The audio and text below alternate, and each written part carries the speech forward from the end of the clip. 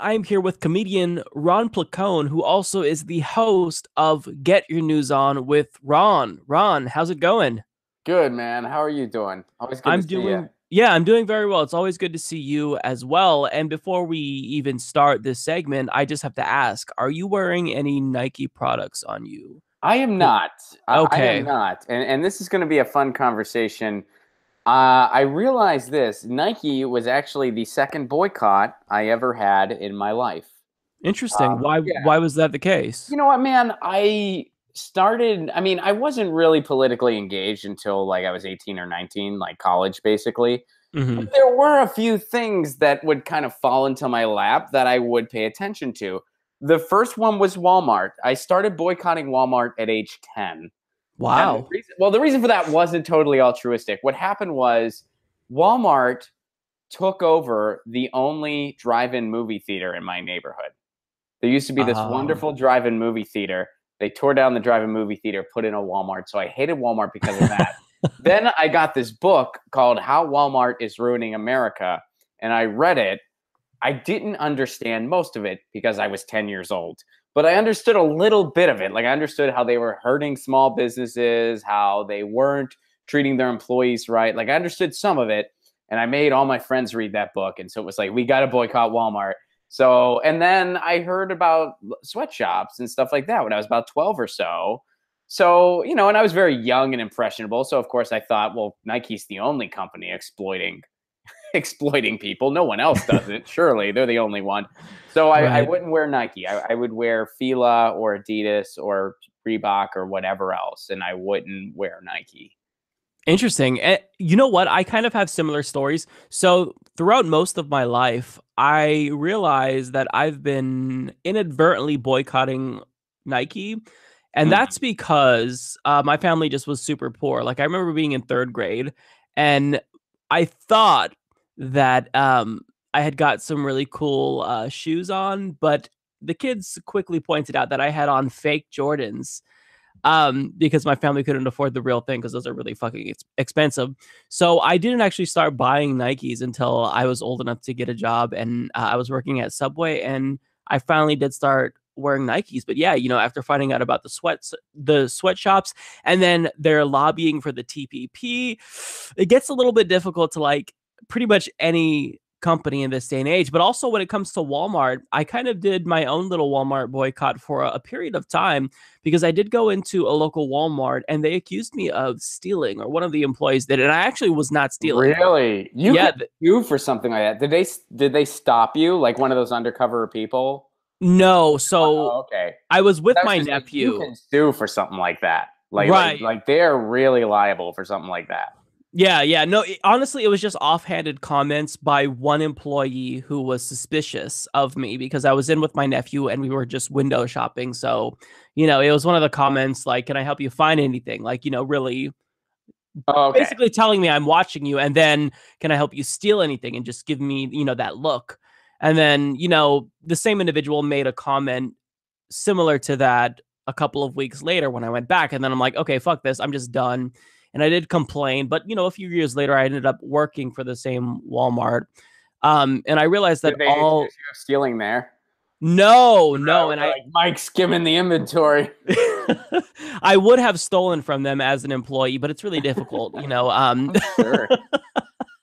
But yeah, so the reason why I ask you, of course, whether or not you were wearing Nike is because I would have to cease this conversation immediately if you were, given the controversy, because I don't know if you saw, a lot of people are burning their Nikes. Yeah, now we Um, have people boycotting Nike for all the wrong reasons. yeah, Not like all the wrong reasons they're boycotting Nike. they finally do something right, and now people want to Mhm. boycott them. So I wanted to get your take on this. My take is simply that I think the reason why, or the fact really, that this is even an issue, it speaks to just how snowflakey the right has become as they accuse the left of being snowflakes and too politically correct. Is there not anything more politically correct than getting outraged at the fact that Nike decided to team up with someone who kneeled during the national anthem? I mean, Mhm. I can't think of anything that I care less about or am offended less by than that. In fact, I like what Colin Kaepernick did. What's your take on this? So I am definitely pro Kaepernick. I think I hope he is successful in his Me lawsuit too. against the NFL. Yes, he is not the greatest quarterback in the world, but the fact that he has no job at all was definitely collusion. I mean, come on. He would have been perfect for the Tennessee Titans. You don't have to be a football expert. It's ridiculous. The guy had no job whatsoever. I hope he's very successful in his lawsuit. Now, there's a little bit of wariness just because, and I've had this conversation on the Jimmy Dore show. I've had it on Get Your News On with Ron. Nike is a special kind of ugly. I mean, yes, global capitalism, everybody's guilty. But, Nike, I mean, I feel like Nike, Walmart, Amazon, Jeff Bezos, I mean, those are the companies that they're kind of leading the herd as a really, really special kind of ugly. So do I have a little weariness when Colin Kaepernick is loaning his brand to them? Yeah, a little bit, because I feel like in some cases people are giving Nike credit that they really don't deserve. This wasn't an altruistic thing on their part. This was a marketing thing. That's all it Sure. was. They're Yeah. thinking it's going to help their bottom line. But do I love the fact that Colin Kaepernick is now taking money from them to do something positive? Yeah, I love that. Do I love the fact that it's really a big FU to the NFL because Nike is so big and the NFL likes to be besties with Nike and now they're not going to be? Yes, I do like that. And is the right-wing outrage hysterical? Abso-freaking-lutely. So I mean, I see, I do have some weariness because it is Nike, and I know some people on the left, they share that sentiment. But I certainly see how the pros outweigh the cons too, as far as what Kaepernick is doing. So that's kind of my take on it. I do have a little more wariness than some, less than others. And I certainly see that perspective of it. Like I think I said this on the Jimmy Dore show. Would I feel a little better if it was Adidas instead? Yeah, but then it wouldn't be as effective because Adidas isn't as big. So right. No, I'm 100% with you there. It's like anytime a large multinational corporation does something that is positive, or they do something positively to affect social change specifically, I get excited, but then that excited is quickly killed by the thought, oh yeah, they are basically paying individuals in foreign countries slave wages and doing a lot of really shitty things, lobbying government, buying politicians. So yeah, it's tough. I think all socialist minded liberals are going to be a little bit conflicted, but by and large, it's nice to see Colin Kaepernick kind of get a boost to his career after he was just arbitrarily kind of shut down for doing what he believed in and which was the right thing. So I'm with you, man. Well, let me ask you this, because do you think there was, and we're both speculating, but do you think there is some altruistic side on Nike's part? Because I mean, I don't, and I hope I'm wrong, to be honest with you, but I don't. I think despite Colin Kaepernick not even playing, I'm pretty certain his jersey was still one of the top 50 selling jerseys. Yes, he is a controversial figure, but he also has a lot of support too. I think Nike crunched the numbers and saw that this was valuable for them. The NFL is waning in popularity, partially because of this, for other reasons too, but definitely partially because of their treatment of Colin Kaepernick. Younger people are more progressive-minded. They are, I would argue, less racist in most cases. A lot of the newer generation, they don't even understand that because racism is something that is taught, which is a beautiful thing and should make us optimistic for the future, despite what's in the White House right now. Right. So I don't know. I don't think there's any altruism on Nike's part. I think this is just they crunched the numbers and it came out like, yeah, it's worth it. I hope I'm wrong. I don't think you're wrong, because I think that every single thing that these corporations do is motivated by that bottom line. I'm sorry. I don't think that certainly they took a stance here, but do I believe they took that stance because it's going to help make them millions, potentially billions of dollars? Absolutely. Or as you would say, abso-freaking-lutely. Because even though it's the case that their stock did drop, I believe there's always going to be that long-term boost. I mean, once he starts selling shoes and whatnot, I mean, the money that they're going to rake in for that, with just people going out to buy his shoes to support him and support the cause, I think it's going to be huge. So overall, I do believe that there's going to be a long-term payoff. And I don't think you're wrong to question their motives here. It's definitely something that will make them a lot of money. And if not, then maybe we'll be proven wrong. Maybe they'll stop the campaign if it's not bringing in cash. But I do think you're onto something here. I think they're doing this because money talks, and this is going to help them with that cause. Yeah, but to not just to like put a positive spin on that part of it, and this is a point I think actually Cenk Uygur made this point. The fact that that's the case is a good thing, because that's saying the public opinion is more on team Colin Kaepernick than not. Right. So that's that's a way to kind of look at it, in kind of a positive light, and to not be, not to come off as that like totally like, oh, you lefties can't be pleased no matter what with your ponies and your instant abs, but. Right. When large multinational corporations start adopting social causes, then that's kind of a cue that we're starting to really win the culture war with respect to that particular issue. Because if corporations are adopting a particular policy, when it comes to social progress, then it's no longer hurting their bottom line, which means we're starting to win. And that is a point that Jimmy Dore made, that he was talking about how Cenk Uygur made that point. So now this is really getting meta, and I'm making a point that Jimmy made about what Cenk made. Yeah, well, that's I heard it from Jimmy too when I referenced that. Yeah, like Jimmy mentioned it on the show, and I was on that show, and I was like, "Oh, Cenk made a good point there." Yeah, that was a phenomenal point. Yeah, shout out to Cenk and Jimmy. So I wanted to get your take. So a lot of people know by now that there's this article from the New York Times. I printed it out. It's called "I Am Part of the Resistance Inside the Trump Administration." Mm-hmm. Now, initially, I'll tell you my response. I kind of dismissed it, admittedly so, because I didn't think there was anything surprising at all. But hours later, after I saw the hysteria that this caused within Trump's administration, I quickly rethought my stance on it, and I am kind of excited about it just because it is causing so much chaos. But by and large, I kind of wanted to dissect portions of this article because there are still sections of it that do irritate me. So I'll kind of give you an example. I underlined particular sections. So this is what the individual who is anonymous states. The dilemma, which he, meaning Trump, does not fully grasp, is that many of the senior officials in his own administration are working diligently from within to frustrate parts of his agenda and his worst inclinations. I would know I'm one of them. So to me, this irritated me because it sounds like this person is trying to toot their own horn. And in actuality, they haven't frustrated parts of his agenda. Because I mean, sure, maybe it would have been worse without them doing that, but within his first couple of days, his very first military raid, he killed a young little girl in Yemen.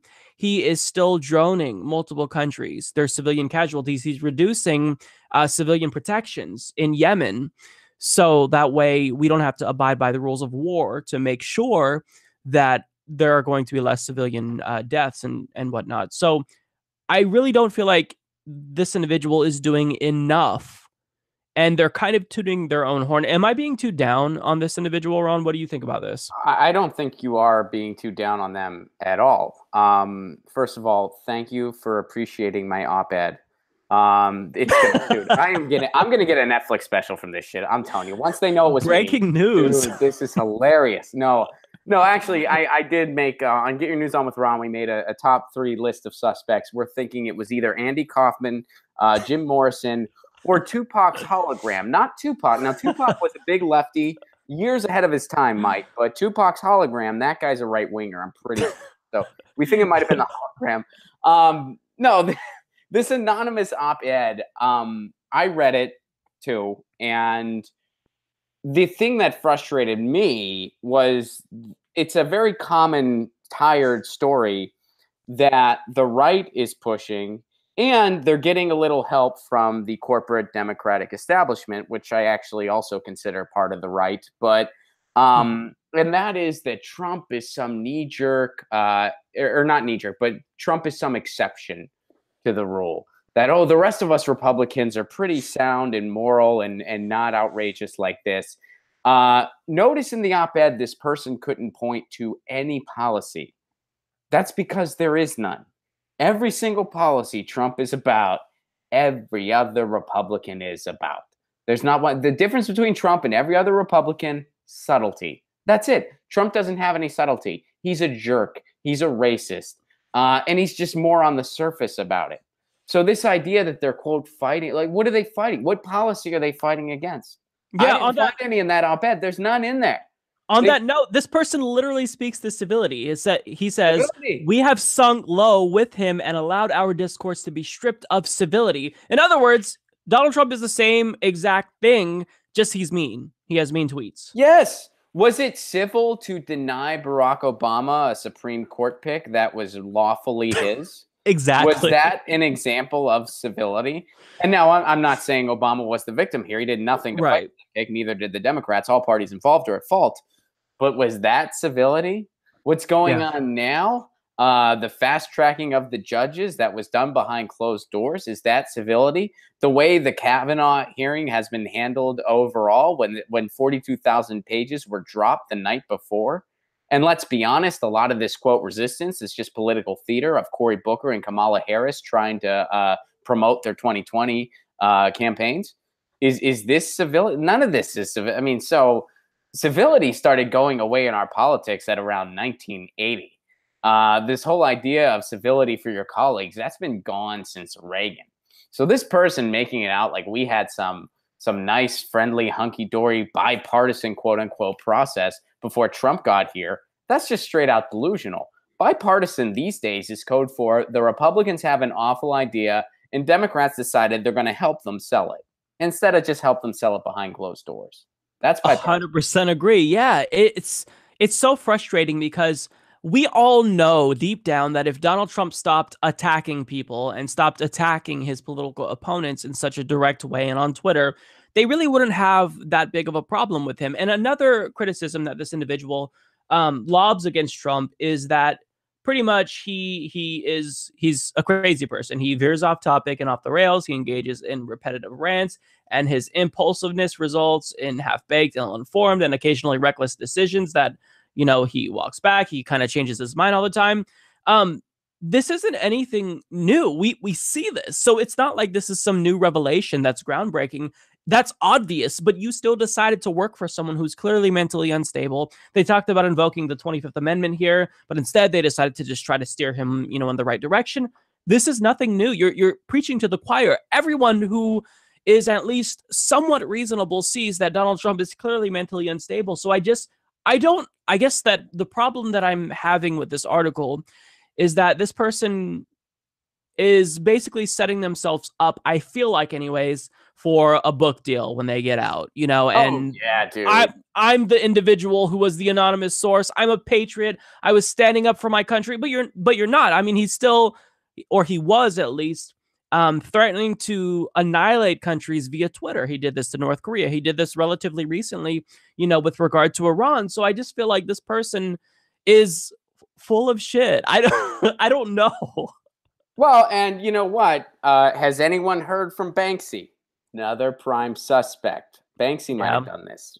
I'm wondering if Melania is potentially someone who would do something like this. Some people have been saying it might be Jared, and they're not kidding when they say it. They're sincere in that guess. I don't know. But yeah, I think, and also, and again, I'm just kind of speculating here. I'm not trying to like cross into like conspiratorial lines necessarily, but I wonder if we're going to later find out this isn't even as valid as we're being told it is. I mean, I know that the CNN published a thing tracing back how they got it, and it sounds pretty sound, but the corporate media has been deceived before, plenty of times, actually, more often than not. So I wouldn't be shocked if we found out that this isn't even that valid. They're like, oh, it came from whitehousegov@gmail.com.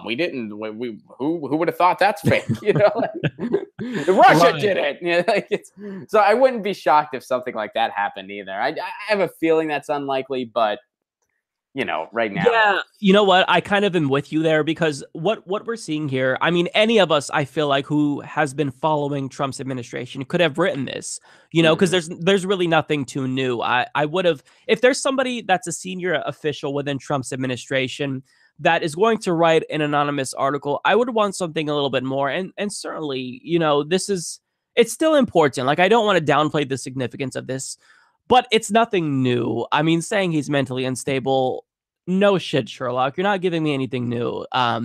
So I think that even the Bob Woodward book has a little bit more of bombshell revelations than are in this, with the exception of them saying that they were considering trying to invoke the 25th to remove him. But yeah, by and large, I feel like there's really nothing new here. But I don't want to get too caught up on this because I do want to ask you, there's been hearings for Brett Kavanaugh throughout the week, and you kind of touched on this. You said that it was political theater.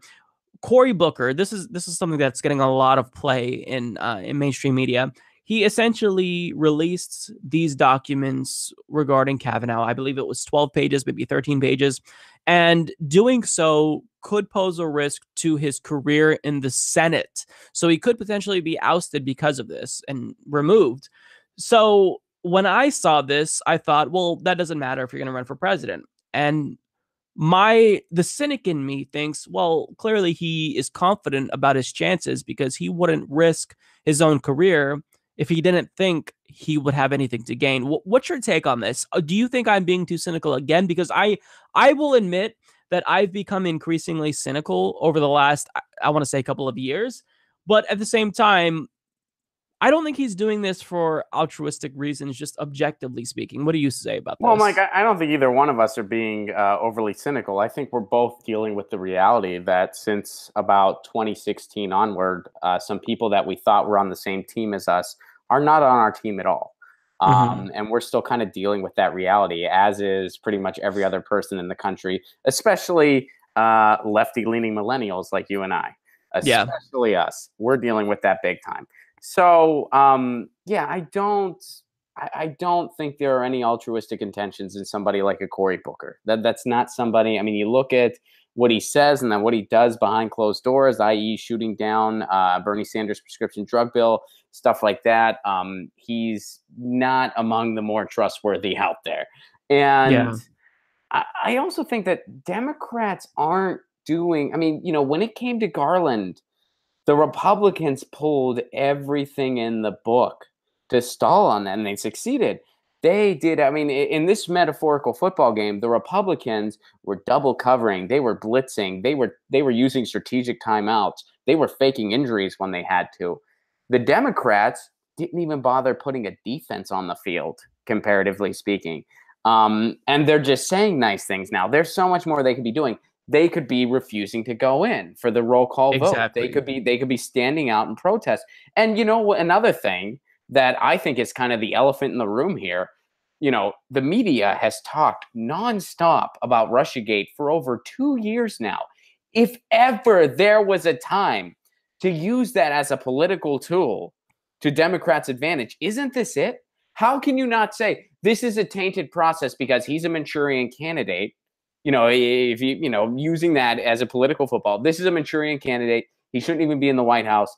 This is not an honest process. We need to at least wait until after the midterms before we move forward with anything like this. He shouldn't get any picks. If ever there was a time, some people on the left, they defend the nonstop Russiagate because they're saying, well, it thwarts Trump's agenda. It stops Trump's agenda.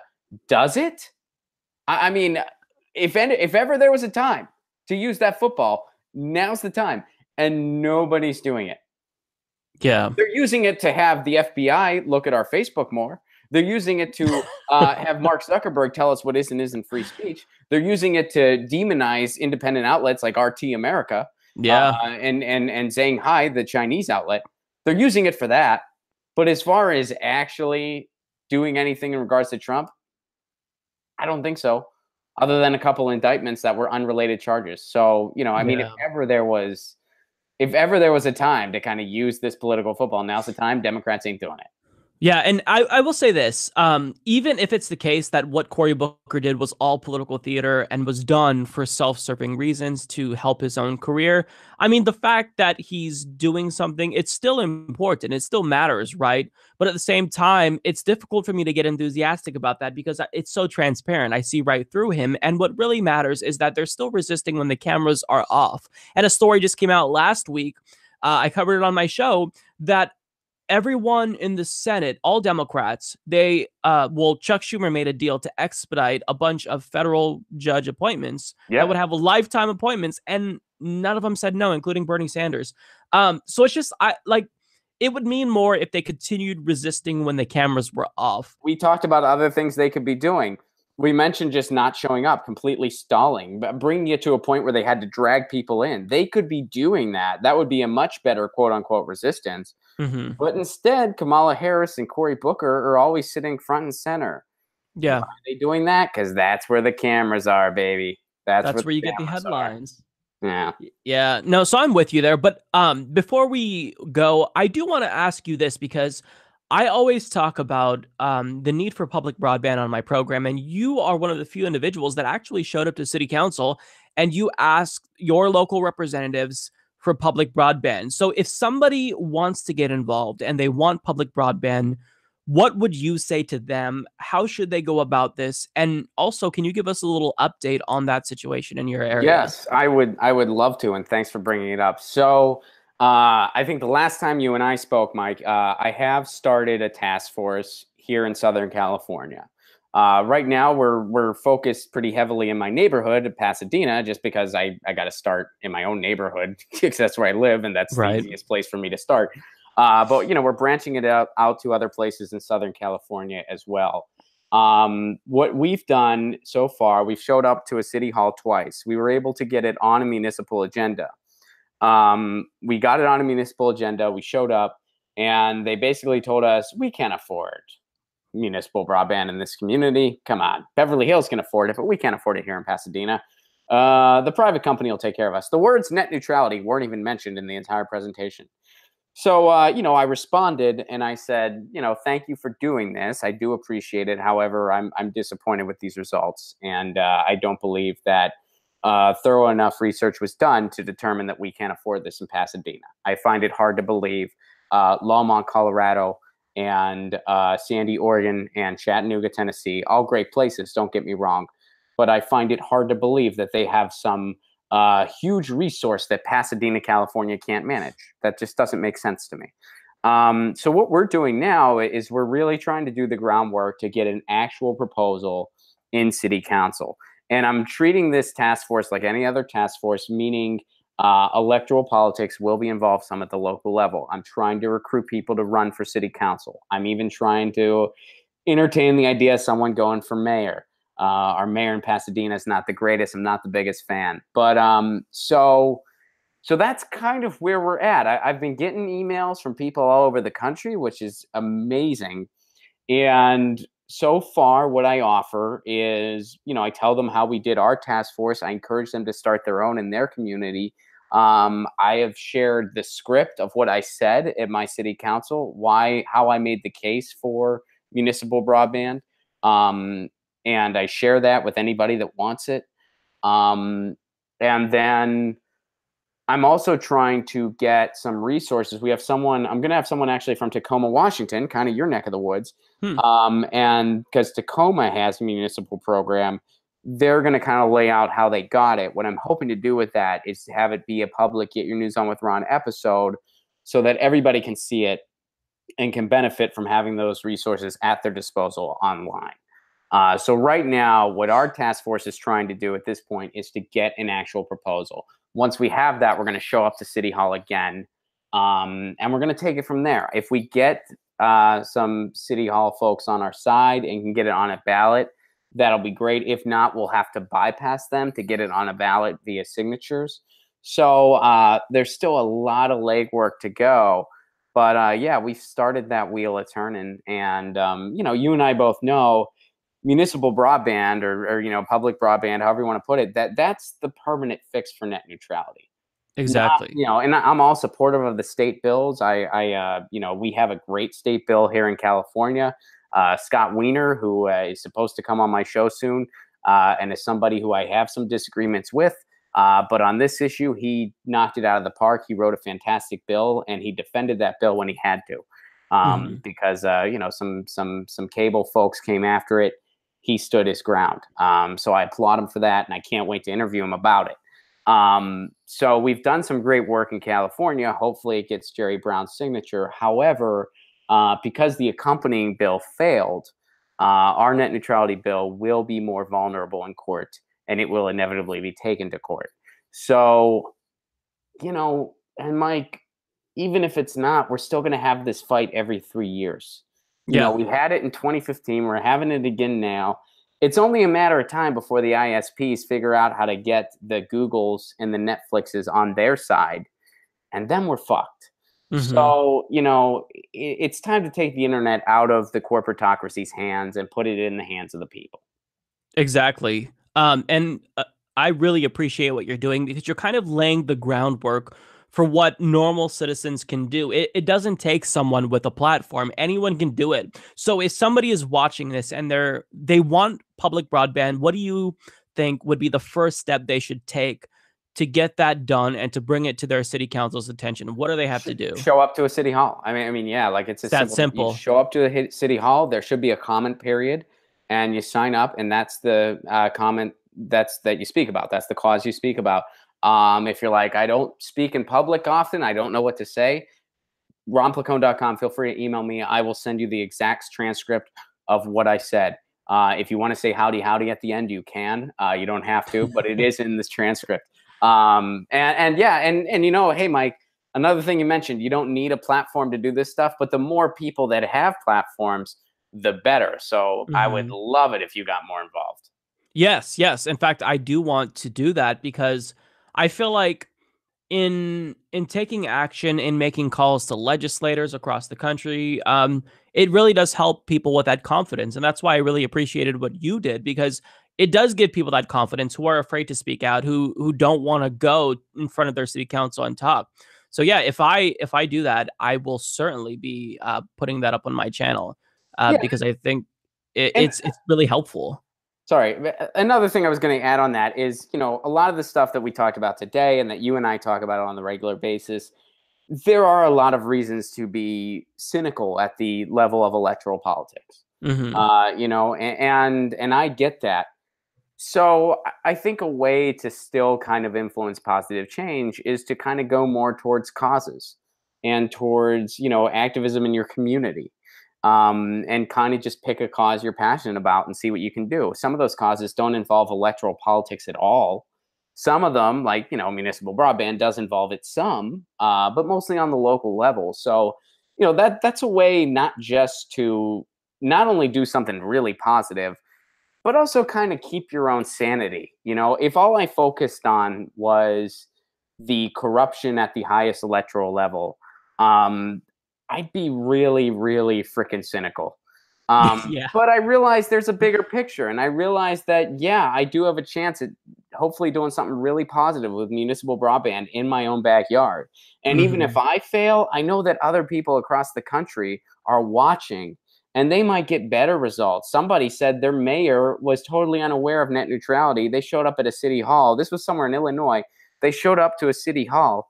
Now their mayor is all about the issue and wants to figure out how to get a proposal out there. So they had somebody at the electoral level who was stoked to hear the message. They were a lot luckier than I was in that regard. But, those stories are huge. Those stories help. And so even if I fail, maybe other people will succeed. In fact, I know some people will. I mean, if there's efforts in every community in the country, a lot of them are going to succeed. Some of them might not right away, but as soon as some start succeeding, others will follow. So it's a matter of getting the ball rolling pretty much, Exactly. and when I go to city council, I'm definitely going to use your script because I think what you said was perfect. Well, thank you. Yeah. You don't need it, but thank you. And I might even include the howdy. It depends. I would love it if you did. Okay. But you don't need to. Well, Ron, before we go, tell us what you have going on. Tell us where we can find you, your show, your website, the whole 9 yards. Totally. Get Your News On with Ron happens every Monday through Thursday at 10 a.m. Pacific Standard Time. Get Your News On with Ron. I like to call it the world's first viewer curated streaming news show. What that means is I log on to the stream, and unlike you, Mike, who has amazing stuff prepared and great monologues, I don't have any of that shit. I got none of that. I got none of that. And I say, what do you guys want to talk about? And they start tweeting me the topics they want to talk about. And I go in order to the best of my ability. Sometimes, and it's a fun show. It's a really fun, interactive show, and people engage a lot in the chats. And it's a fun way to some people call it improv news, because I'm just seeing all this shit for the first time. Sometimes I stumble over words when I'm reading it because I've never read it before, and it's just a kind of fun way to, quote, get your news on. So that's a lot of fun. We do that Monday through Thursday at 10 a.m. Pacific Standard Time. Every Friday, I publish a podcast, which is just the highlights throughout the week. So some people that missed a stream throughout the week, this is a good way to catch up on a lot of what we talked about. So the podcast comes out every Friday. You can subscribe to Get Your News On with Ron on iTunes. RonPlacone.com for my tour dates. And I got some coming up. In November, I'm going to be in Sacramento, San Francisco, Austin, Texas, which was just announced today, Santa Barbara, California, and my hometown of Pittsburgh, Pennsylvania. I'm going to be there in November. 2019 tour dates are going to be out soon.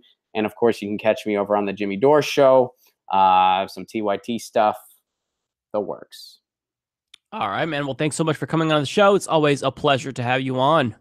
Thanks for having me, man. Always love it. Support this podcast by becoming a patron at patreon.com/Humanist Report.